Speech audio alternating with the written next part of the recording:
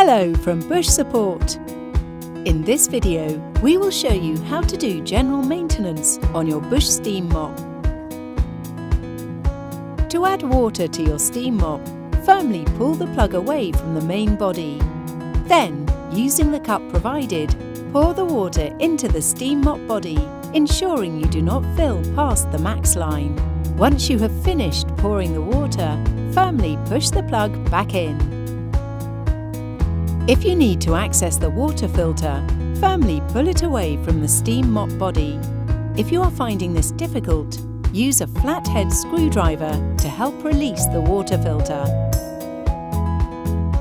If you need to replace the microfiber pad on your steam mop, release the catch on the carpet glider. Pull the pad away from the mop head.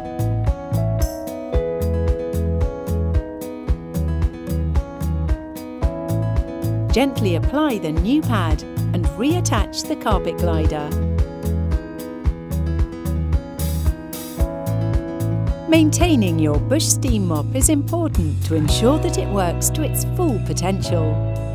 For further information, please visit www.bush-support.com.